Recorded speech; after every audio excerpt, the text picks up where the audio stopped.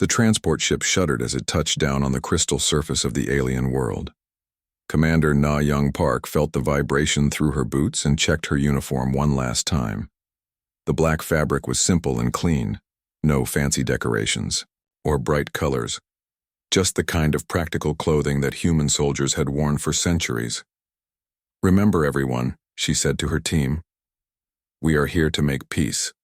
The Velthari have agreed to meet with us. This is our chance to avoid a war." Ambassador Dong-Hyun Kim nodded. He was an older man with gray hair and kind eyes. His diplomatic uniform was also black and simple. "The reports say they value appearances highly. Their culture puts great importance on how things look." Science Officer Ji-won Lee adjusted her tablet computer. She was young and smart, always ready with facts and information. The Velthari have conquered 17 different worlds. They are very powerful, but they have never met humans before. Security Chief Min-ho Choi said nothing. He just checked his weapon and looked around carefully. His job was to keep everyone safe. He took that job very seriously. The transport door opened with a soft hiss. Cool air flowed in from outside. Na Young stepped out first, followed by her team.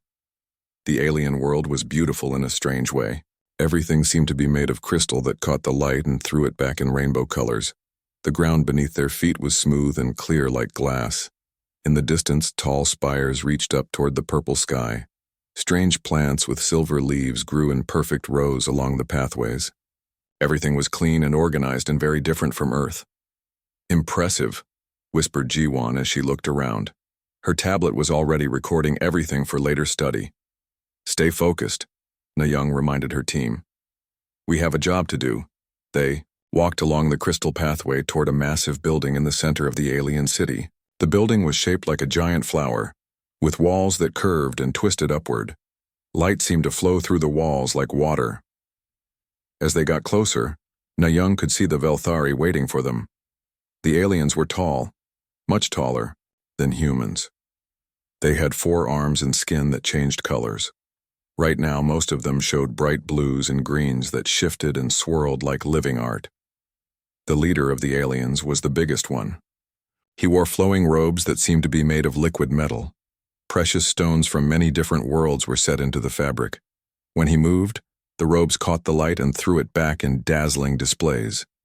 "That must be High Counselor Thelvas," Dong-Hyun said quietly. "Our intelligence report said he likes to show off his wealth." The alien leader had compound eyes like an insect, but much larger. His skin patterns were more complex than the others, showing deep purples and golds that spoke of high rank and great power. Behind him stood dozens of other Velthari. All of them wore elaborate clothing covered in jewels and metals. Some had what looked like living decorations that moved and glowed on their outfits. Others wore crowns or headpieces that floated above their heads without any visible support. The humans looked very plain by comparison. Their black uniforms had no decorations except for simple rank badges. They carried no weapons except for Min-ho's sidearm, which was hidden under his jacket.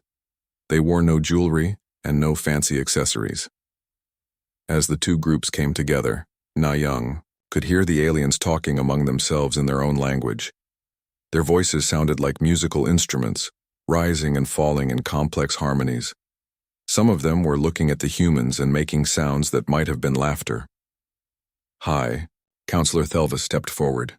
When he spoke, a small device on his chest translated his words into perfect human speech. "Welcome to our humble world," he said. But the way he said humble made it clear he thought his world was anything but humble. "We are honored to receive representatives from the famous human species." Na Young stepped forward and bowed slightly. "Thank you for agreeing to meet with us, High Counselor. We hope this meeting will be the start of a long friendship between our peoples." The alien leader looked down at her with his compound eyes. The colors on his skin shifted to what looked like amusement. Of course. We are always happy to meet new species, though I must say your appearance is quite interesting." More aliens moved closer to get a better look at the humans. Their skin patterns flickered with colors that the translation device said meant curiosity and mild entertainment. "Tell me," Thelvas continued, his voice carrying easily across the crystal courtyard. Is this truly the best your species can manage for formal occasions? Such plain, dark clothing. Do you always dress for mourning? The question was asked loudly enough for all the other aliens to hear. A sound like wind chimes filled the air as they laughed. The sound was not cruel exactly, but it was definitely mocking. Jiwan tensed beside Nayoung. She had worked hard to prepare for this meeting and did not like seeing her commander insulted. Minho's hand moved slightly toward his weapon, though he kept his face blank. Donghyun opened his mouth to say something diplomatic, but Nayoung held up one hand to stop him. Her face remained calm. If anything, she looked slightly amused by the alien's comment. How quaint, Thelvis continued, warming to his subject. The colors on his skin grew brighter as he enjoyed the laughter of his followers. Such simple, practical garments. Do humans not understand the importance of proper display? How does your species show rank or wealth or achievement? The laughter grew louder. Some of the younger aliens were pointing at the humans now, their skin patterns flashing with bright yellows and oranges that meant they found something very funny. Nayoung looked around at all the laughing aliens. She looked at their expensive clothes and floating jewelry and glowing decorations. She looked at their leader with his liquid metal robes and crown of precious stones. Then she looked down at her own simple black uniform, the same uniform she had worn during the defense of the Mars colonies, the same uniform she had worn when leading the rescue mission to save the settlers on Kepler 442b, the same uniform she had worn through 3 major conflicts and dozens of smaller actions. The laughter began to die down as the aliens waited to see how the humans would react to their joke. Would the humans be embarrassed? Would they apologize for their poor appearance? Would they promise to dress better next time? Instead, Na Young Park gave them a faint smirk. The expression was small but somehow very confident. When she spoke, her voice was quiet but clear. Shall I wear something more appropriate for your funeral? The laughter stopped immediately. The crystal courtyard became completely silent. Even the alien plants seemed to stop moving in the gentle breeze. High Counselor Thelva stared down at the small human woman in her plain black uniform. His skin patterns shifted rapidly through several different colors before settling on a deep red that his translation device said meant offense and anger. What did you just say? He asked. The silence stretched across the crystal courtyard like a physical thing. High Counselor Thelvas rose to his full height, which was almost 3 meters tall. His forearms spread wide in a gesture that made him look even bigger and more threatening. The colors on his skin had changed from red to a deep crimson that pulsed like a heartbeat. The translation device on his chest made small clicking sounds as it worked to process emotions it had never encountered before. Funeral? The word came out as a hiss. You dare to speak of death to the Velthari Empire? You stand in our capital city, surrounded by our guards, outnumbered 1,000 to 1, and you threaten us? The other aliens moved closer, forming a circle around the humans. Their skin patterns had changed too, showing angry reds and warning oranges. Some of them were making low humming sounds that seemed to vibrate through the crystal ground. Na Young did not move. She kept her hands at her sides and her expression calm. If she was afraid, she did not show it. Behind her, she could feel her team getting ready for trouble, but she did not look back at them. Not a threat, she said in the same quiet voice she had used before. Just an observation. Thelvis leaned forward, bringing his large head closer to her level. His compound eyes reflected the light from his elaborate robes. An observation? What kind of observation could a primitive species like yours possibly make about us? Where I come from, Na Young replied, we have a saying, don't judge a warrior by their armor. Judge them by how many enemies they have buried while wearing it. The alien leader pulled back slightly. Something in her tone made him look at her more carefully. For the first time since the meeting began, he seemed to really see her instead of just dismissing her. Warriors, he said, and now his voice carried a note of genuine curiosity. Your species claims to be warriors? You who travel in a single small ship? You who dress like servants?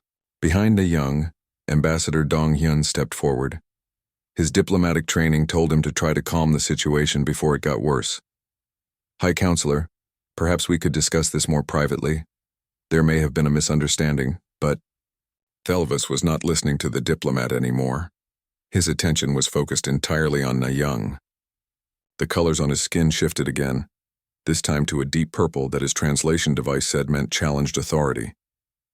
"Tell me, little human," he said, his voice carrying across the courtyard for all to hear. "What makes you think your species could challenge the mighty Velthari? We who have conquered 17 star systems? We who crushed the metal workers of Korvax Prime and enslaved the space swimmers of the Nebula Reach?" More aliens gathered around them. Word was spreading through the Crystal City that something interesting was happening in the main courtyard. Some of the newcomers floated on platforms of crystallized air. Others rode creatures that looked like flying jellyfish made of light. The Korvax were master builders, Thelvis continued, his voice growing louder and more boastful. They could shape metal with their bare hands and create machines that lasted for thousands of years. We defeated them in 6 months. He gestured with 2 of his arms toward the crystal spires that surrounded them. The space swimmers lived in the deep void between stars. They could survive in the vacuum of space and traveled faster than light. Without ships, we hunted them down and put them in chains. Jiwan Li touched her tablet quietly, recording everything the alien leader said. Her training as a science officer had taught her to gather information even in dangerous situations. Every word Thelvis spoke was valuable intelligence about their enemies. Security Chief Minho Choi moved slightly, positioning himself where he could better protect his team if fighting broke out. His enhanced hearing picked up the sounds of more aliens approaching from all directions. They were being surrounded, just as Thelvis had said. 17 worlds bow before us, the alien leader continued. Hundreds of species serve us. Our fleets, patrol space lanes that stretch across 3 sectors. And you think your pathetic little Earth colony worlds could stand against us? Na Young tilted her head slightly, as if she was considering his words carefully. "Actually," she said, "I was hoping you would say that." The purple colors on Thelvis' skin flared brighter. "What? You see, Counselor, there's something you should understand about humans. We have spent our entire existence fighting things that were bigger than us, stronger than us, and more dangerous than us." She took a small step forward. It was not threatening. Exactly, but it made several of the alien guards tense up and reach for their weapons. "The thing is," she continued, "we learned how to win anyway." Thelvis straightened up again, his compound eyes flashing with anger. "Impossible. You are small, weak, primitives. Your ships are tiny. Your technology is basic. Your numbers are pathetic compared to our great empire." "You know what I find interesting?" Na Young asked, ignoring his insults. "You keep talking about all the species you conquered. The metal workers, the space swimmers, all these others, but you know what I notice about all of them?" "What?" Thelvis demanded. "They all fought you fair. They met your fleets in open battle. They followed the rules of war that everyone else in this part of space seems to follow." The alien leader's skin patterns shifted to a confused mixture of colors. He was not sure where this conversation was going, and that uncertainty made him angry. Of course they did. That is how civilized species conduct warfare. Na Young smiled then, and it was not a nice smile. "Ah, but you see, that's your problem. Humans are not civilized, not in the way you mean." She looked around at all the aliens surrounding them. Some were floating on their platforms. Others stood on the crystal ground. All of them were listening to every word. "We don't fight fair," she said simply. "We fight to win." Thelvis made a sound like angry wind chimes. "Then perhaps it is time for a demonstration. The Velthari have never lost a world once we have claimed it. Your pathetic Earth colonies will make fine additions to our empire." The threat was clear now. There would be no peaceful resolution to this meeting. The aliens had made their choice, just as Na Young had hoped they would. She looked up at the massive alien leader with his flowing robes and floating crown. She thought about her simple black uniform and all the battles it had seen. She thought about the human fleets waiting in the darkness between stars. I was really hoping you would say that, she repeated, and her smile grew wider. The human transport ship Soul's Pride hung in the darkness of space, far from the crystal world where the meeting had taken place.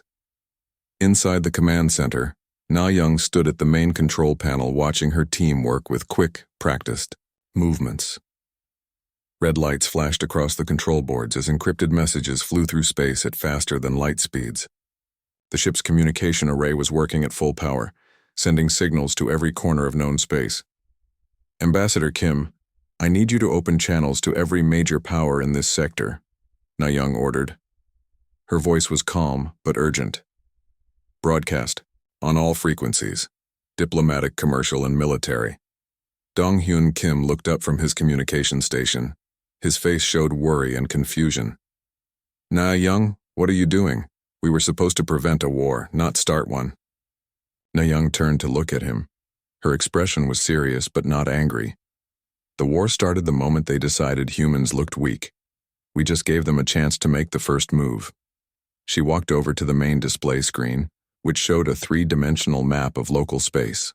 Dozens of star systems appeared as small lights connected by the trade routes that ships used to travel between worlds. Ji-won, what do our intelligence files say about Velthari military capabilities? Science Officer Lee worked quickly at her station, bringing up classified reports that few people were allowed to see. Charts and numbers filled her screen as she analyzed the data. They have superior numbers, she reported. Advanced biotechnology that lets their ships heal damage during battle. Their personal armor can deflect most energy weapons. On paper, they should be able to defeat any force we could bring against them. She paused and looked up at Na Young with a small smile. But Commander, they have never fought humans before. They don't know what we're really capable of. Exactly. Na Young touched the display screen, zooming in on the Velthari home system. Several planets appeared, including the crystal world they had just left. Minho, signal the fleet. Tell Admiral Sangmin that Operation Homecoming is ready to begin. Security Chief Choi nodded and began entering codes into his secure communication device. The 3rd Human Defense Fleet has been waiting just outside the system detection range since we arrived. They're ready to move on your word. Good. And what? About the special packages we discussed? Delivered to 17 different locations as requested. The Korvax resistance fighters were especially happy to help. The space swimmers too, once we found where they were really hiding. Ambassador Kim stood up from his station. Wait, what packages? What resistance fighters? Na Young, what have you been planning? Na Young turned to address her entire team. She looked at each of them in turn, making sure they understood how important this moment was. What the Velthari don't understand is that humans have been fighting impossible odds our entire history. We fought saber-toothed tigers with pointed sticks. We fought ice ages with fire and fur clothing. We fought diseases that killed millions with medicine made from tree bark. She pointed to the display showing the 17 conquered worlds of the Velthari Empire. The difference between us and every other species they have defeated is simple. We don't just fight the enemy in front of us. We make friends with everyone. The enemy has hurt. Ji-won looked up from her data analysis. The intelligence reports show that the Velthari never completely destroyed the species they conquered. They kept them alive to use as workers and soldiers. That was their mistake, Na Young said. They assume that beaten enemies stay beaten, but humans know that beaten enemies who are still alive can become very dangerous allies. On the communication station, lights began blinking as responses came in from across the galaxy. Dong-Hyun watched his screens with growing amazement as message after message appeared. I'm getting confirmations from resistance groups on all 17 conquered worlds, he reported. They're all ready to begin coordinated uprisings. How long have you been planning this? Ever since we first learned about the Velthari Empire, 6 months ago, Na Young replied. We sent small teams to make contact with every species they had conquered. We shared technology, weapons, and most importantly, hope. Minho looked up from his security station. The metal workers of Korvax have been building weapons in secret foundries for months. Weapons specifically designed to pierce Velthari bioarmor. The space swimmers never actually went extinct, Ji-won added, reading from her intelligence files. They just learned to hide better. They've been living in the deep void between stars, waiting for a chance to strike back. And all the other conquered species? Donghyun asked. All ready to fight, Na-young confirmed. The Velthari made a fundamental error.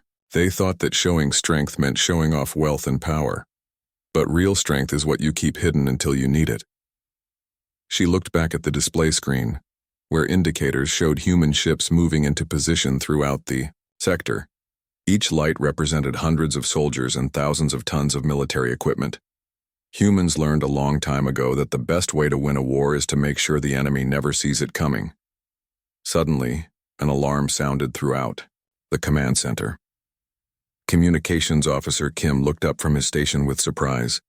Incoming message from the Velthari homeworld. It's High Counselor Thelvas himself. Put him on screen, Na-young ordered. The main display changed to show the alien leader in his command chamber.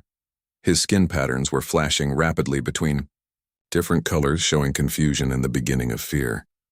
Human commander, Thelvas said, his translator working to keep up with his rapid speech. Our sensors are detecting unusual activity throughout our empire. What are you doing? Na-young stepped forward so the alien could see her clearly. She was still wearing the same simple black uniform he had mocked just hours before. I'm wearing something more appropriate for your funeral, just like I promised. In the background of Thelvas' image, she could see other aliens running back and forth, bringing reports of trouble from across their empire. The great Velthari war machine was about to learn what it meant to fight an enemy that didn't play by their rules.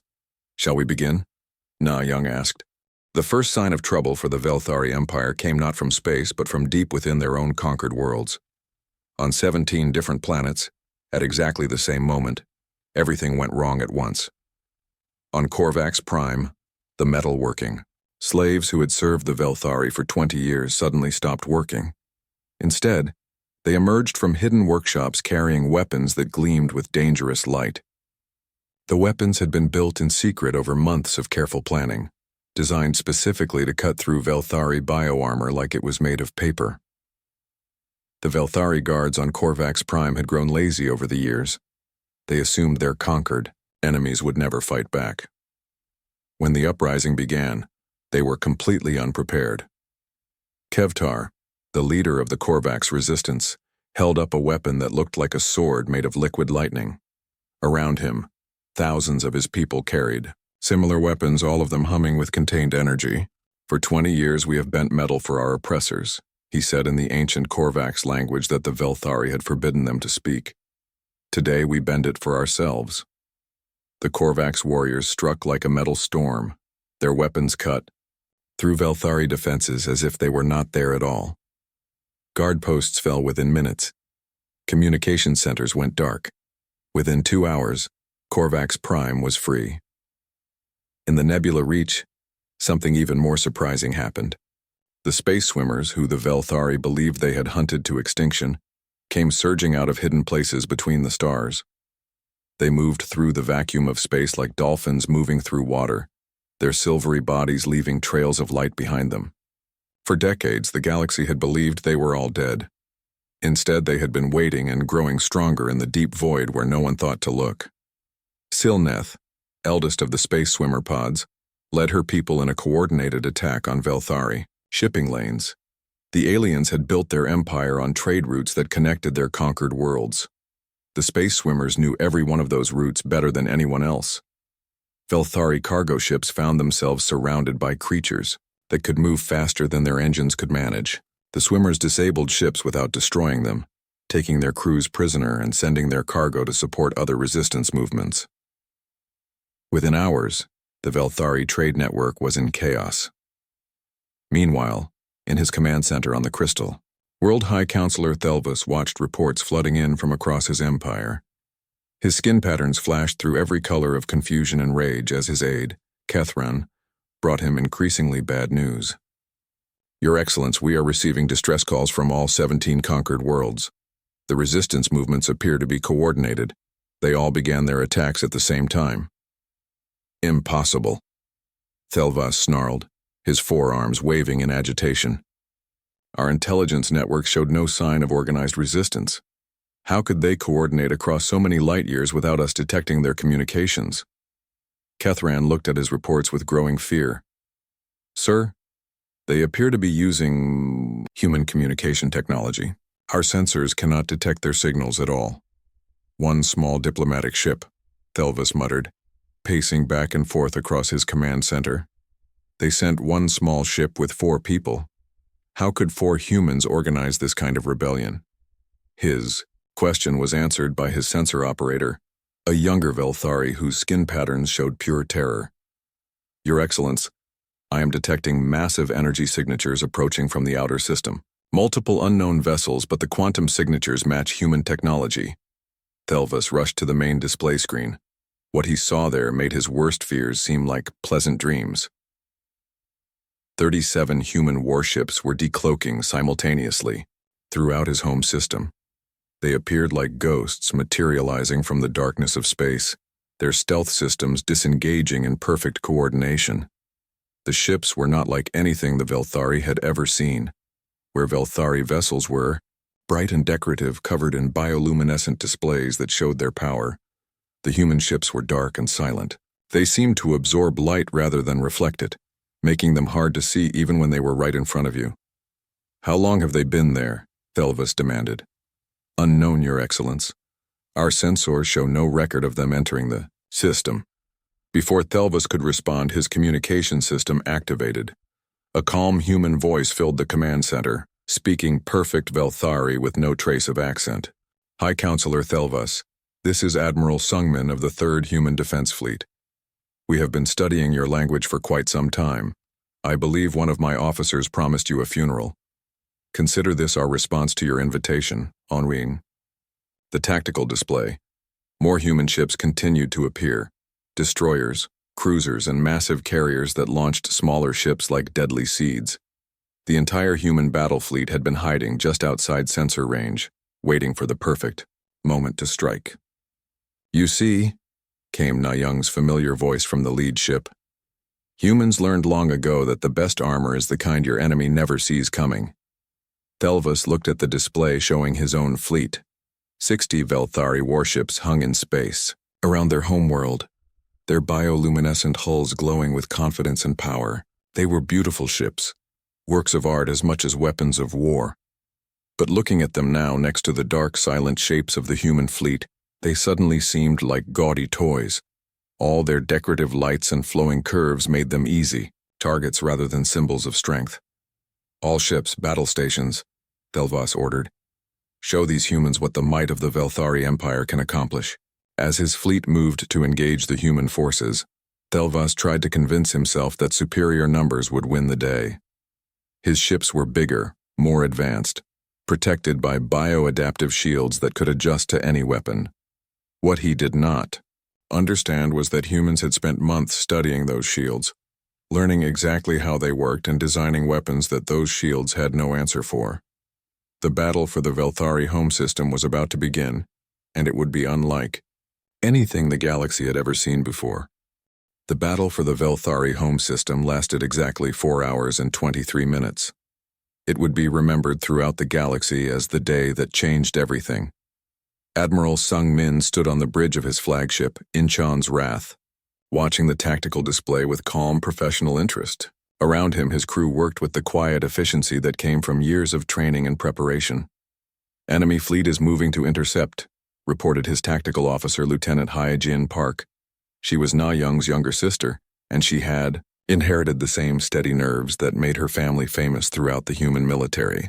Good, Admiral Sungmin replied. Let them come to us. Execute attack pattern Delta 7. The human ships moved through space like a school of fish, each one knowing exactly where the others would be. They had practiced these maneuvers countless times in the empty space between stars, preparing for this exact moment. The Velthari fleet approached in a traditional battle formation, their ships arranged in neat rows that showed their discipline and organization. Their bioluminescent hulls pulsed with bright colors that were meant to intimidate their enemies.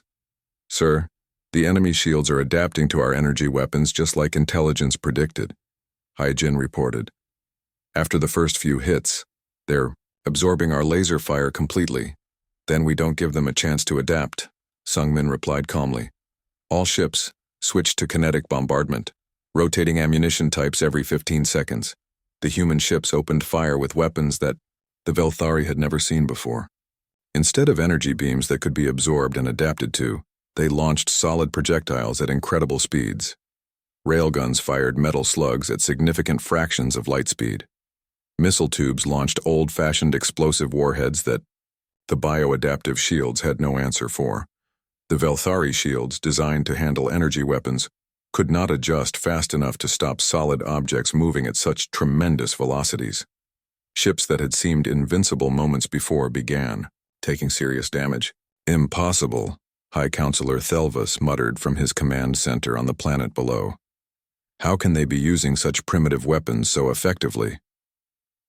His fleet commander, war leader Zethkol, appeared on the communication screen.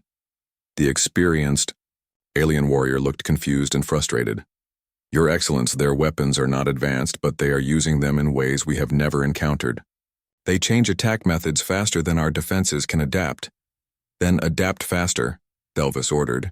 We are trying, but they seem to know exactly how our systems work. Every time we adjust our defenses, they switch to a different type of attack. On the human flagship, Admiral Sungmin smiled slightly.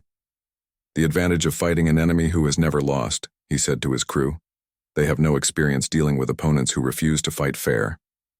Meanwhile, on the planet's surface, Na-Young was leading a precision strike team through the crystal corridors of the Velthari capital. Her black uniform, which had been mocked just hours before, now proved its true worth.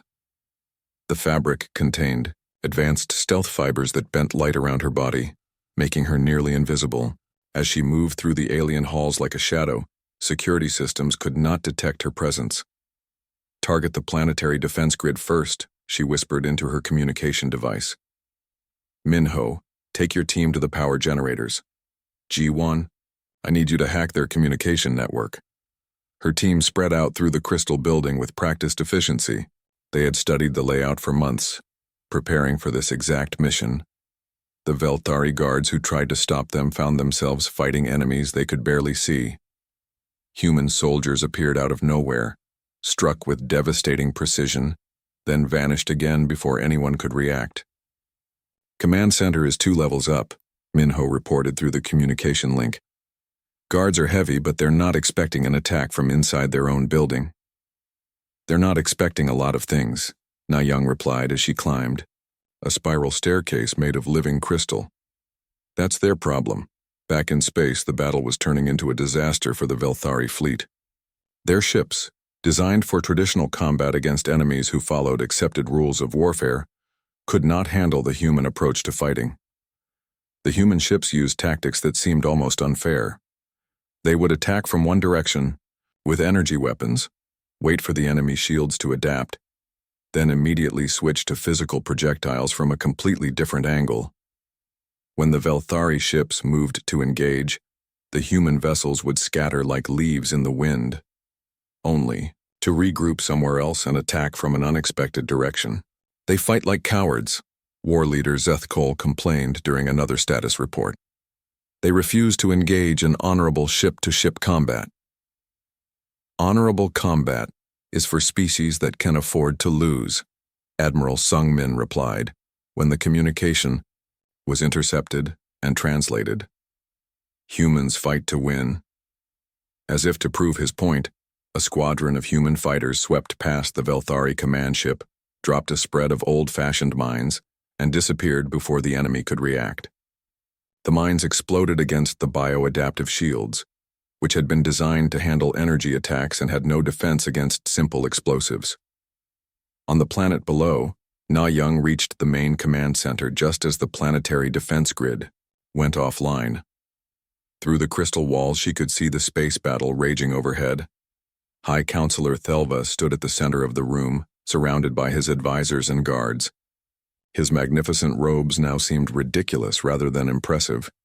His floating crown had lost its glow, and his skin patterns showed nothing but fear and confusion.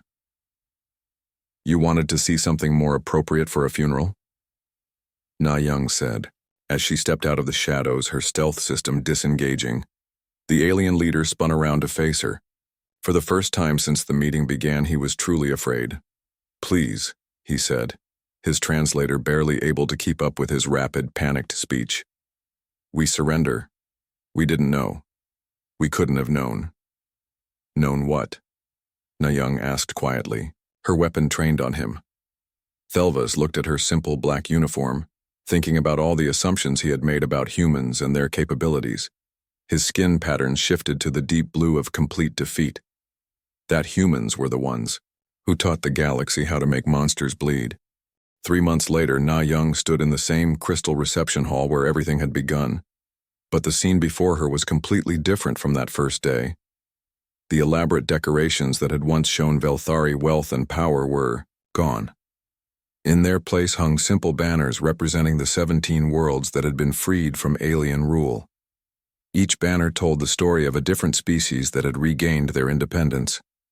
The Korvax banner showed a hammer striking, an anvil, representing their mastery over metal and their freedom to create rather than serve. The Space Swimmer banner depicted silver forms dancing through starlight, celebrating their return from hiding in the deep void. High Counselor Thelvas was no longer High Counselor of anything. He sat in a simple chair made of plain metal, wearing prisoner clothing instead of his flowing robes. His skin patterns had faded to dull gray, the color of complete defeat. Around him sat the leaders of species that had once been his slaves. Today they would decide his fate, and the fate of all those who had served the old empire. "The charges are clear," said Kevtar, the Korvax resistance leader. His people had built the courtroom where the trial was taking place. Unlike Velthari architecture, it was functional rather than beautiful, designed for justice rather than show. 20 years of enslavement, millions of beings forced to work without pay. Entire cultures nearly destroyed, children separated from their families. The list goes on. Silneth, eldest of the space swimmers, floated near the ceiling in a tank of specially prepared water. Her people could not survive long in normal atmosphere, but they had insisted on being part of the trial. "My people lived free in the void, between stars for 10,000 years, she said. Her words translated by human technology that let her speak to air breathers. "In 6 months, you reduced us from millions to mere thousands. You hunted us like animals and put the survivors in cages." Other voices joined the testimony. Representatives from 17 worlds spoke about crimes that spanned decades. The evidence was overwhelming and everyone knew what the verdict would be. Na-Young stood at the back of the courtroom, still wearing her simple black uniform. It had become famous throughout this part of the galaxy. Some species called it the uniform of liberation. Others whispered that it was the clothing of death itself. Ambassador Dong-Hyun Kim approached her during a break in the proceedings. "The Galactic Council wants to offer you a formal commendation," he said quietly. "News of our victory has spread to over 300 star systems. Half the galaxy's smaller nations are requesting defensive pacts with Earth." "And the other half?" Na-Young asked. "Are being very quiet and hoping we don't notice them," Kim replied with a slight smile. Through the crystal walls of the courtroom, Na-Young could see human ships patrolling the system. They were no longer hidden or apologetic about their presence. Earth's flag flew alongside the banners of 17 liberated worlds. The trial continued for several more hours. When it ended, the verdict was exactly what everyone expected. Thelvas and his closest supporters would spend the rest of their lives in prison, working to repair some of the damage they had caused. The Velthari Empire itself would be dissolved completely. Their remaining military would be integrated into a peacekeeping force under human oversight. Their conquered worlds would be free to govern themselves however they chose. As the former prisoners were led away, Thelvas stopped in front of Na-Young. His translator device was gone, but he had learned enough human language to speak for himself. "I still do not understand," he said in broken but clear words. "How did you know we would react as we did? How did you plan for everything so perfectly?" Na-Young looked at the fallen alien leader with something that might have been pity. "You made the same mistake that bigger, stronger enemies have been making against humans for thousands of years." "What mistake?" "You assumed that because we looked weak, we actually were weak. You confused appearance with reality." She gestured toward the window where construction crews were building monuments to honor those who had died under Velthari rule. Human engineers worked alongside Korvax metal shapers and space swimmer artists to create something beautiful from the memory of tragedy. Humans learned a long time ago that real strength doesn't need to show off. Real power doesn't need decorations and fancy displays. Real warriors don't waste time trying to look impressive. Thelvis followed her gaze to the construction site. The memorial being built there was simple and elegant, nothing like the gaudy crystal spires that had once dominated the city. We prepare in silence. We plan in darkness. We strike when the enemy least expects it, and we never ever stop until the job is done. The former High Counselor nodded slowly. Perhaps for the first time in his life he was beginning to understand something about the universe that his species had missed completely. As the guards led him away, Na-Young turned back to the window. In the distance, ships from all the liberated worlds were arriving for a ceremony that would establish the new alliance between their peoples. Ji-Wan Lee joined her at the window. The intelligence reports are coming in from across the galaxy. Word of what happened here is spreading faster than we expected. Good news or bad news? Na-Young asked. Depends on your perspective. 3 more aggressive empires have quietly announced that they have no interest in expanding toward human space. 2 others have sent diplomatic messages asking about trade, agreements. And the rest? Are studying everything we did here very carefully. I think the galaxy just learned that humans are not the helpless primitives everyone assumed we were. Na-Young adjusted her collar, the same simple black fabric that had started this entire chain of events. What had begun as an insult about funeral clothing had become a symbol of human capability that would be remembered for generations. You know what the funny thing is? She said to Ji-Wan. What's that, Commander? Na-Young looked out at the memorial, being built to honor the dead, at the liberated peoples working together to build a better future, at the human ships that now protected rather than threatened. They were right about one thing, this really was funeral attire. She smiled slightly, the same confident expression she had worn when facing down an empire. It just wasn't our funeral. In the distance, construction crews worked to complete the memorial. When it was finished, the inscription would be written in 47 different languages, representing all the species that had suffered under Velthari rule. The message was simple. They thought we dressed for mourning. They were wrong. We dressed for work. And across the galaxy, those words would serve as both a promise and a warning to anyone who might mistake human appearance for human capability.